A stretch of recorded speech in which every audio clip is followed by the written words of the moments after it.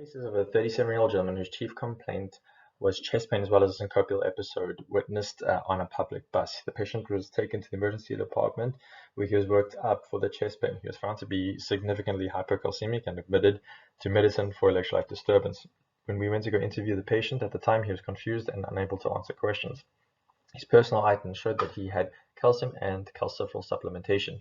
Vital signs were stable. Clinical examination showed that he had dysarthric speech as well as hypertonicity and cogwheel rigidity in the upper extremities. CBC was largely unremarkable. Chemistry showed hypokalemia as well as the hypocalcemia of 5.1. Seeing these, we ordered a PTH and a phosphate level. His phosphate came back elevated at 6.3 and his PTH was elevated at 343. Chest X-ray was unremarkable in the emergency department. Given the patient's cogwheel rigidity and syncopal episode, we decided to order a stat CT brain in the emergency department.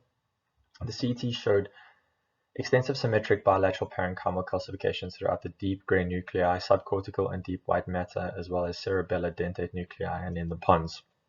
The patient was admitted to medicine for electrolyte disturbance following a syncopal episode and a CT showing bilateral basal ganglia calcifications. With the patient having hyperphosphatemia and hypocalcemia, our concern was for Fahr syndrome. Our differentials were endocrinopathy, vasculitis, infectious inborn errors of metabolism, radiation, and chemotherapy.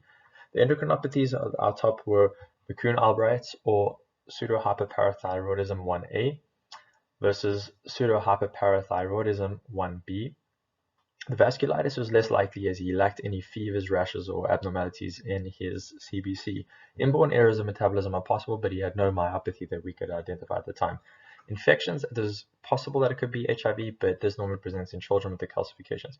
Brucellosis is possible, but unlikely in the United States. Cysticercosis normally presents with round, less symmetric, and scattered calcifications, which the patient did not have. Radiation did not match this presentation, and the chemotherapy is unlikely, but it is still possible. So our top differentials were PHB 1A versus 1B. The way to determine which one it is normally with phenotype. So 1A, PHB 1A presents with phenotype plus biochemical abnormalities, and PHB 1B presents with biochemical abnormalities and no phenotype. So how did we do this? We needed to order a chest X-ray, an X-ray of the hand to rule out brachydactyly. At the same time, we started replenishing calcium through the IV, as well as ordered genetic testing for the patient. The X-rays of the hand showed mild shortening, and it was not convincing that this was brachydactyly. So we were waiting for the genetic testing at the time. Urine studies were largely unremarkable for this gentleman. Genetic studies came back positive for a 3kb deletion in the syntaxin 16 gene with loss of methylation of the gene NAS exon. So Fahr syndrome is pretty much an umbrella term for a whole bunch of calcifications in the brain that can be seen. This was first discussed by a German neurologist in 1930s. It's listed on the Orphan Disease Registry. It can be a rare inherited disease versus a sporadic neurological disorder, and its prevalence is less than 1 in a million cases. The main problem that you see with this is PTH resistance that are confined to the kidneys, specifically in 1B.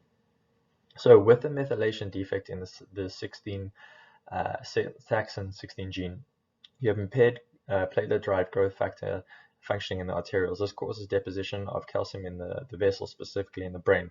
This leads to a decrease in serum calcium levels. Leads to a release of PTH, which goes to the kidneys, the bone, and the GI.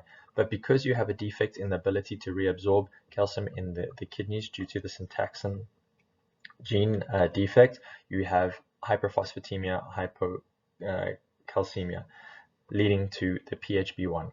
Previously, we would just diagnose it on clinical examination, which would be Parkinsonism symptoms, psychosis, cognitive decline in these patients, and cogwheel rigidity. Today, we have a look at CT scan, which will show the basal ganglia calcifications, as well as we can look at genetic testing for these patients.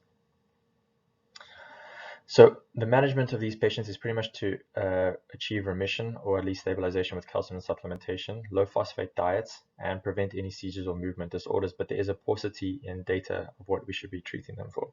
Genetic counseling and family planning. The patient was referred to the endocrinology clinic as well as to a skilled nursing facility. My name is Josh Durbach, and this is my presentation on Fahr syndrome.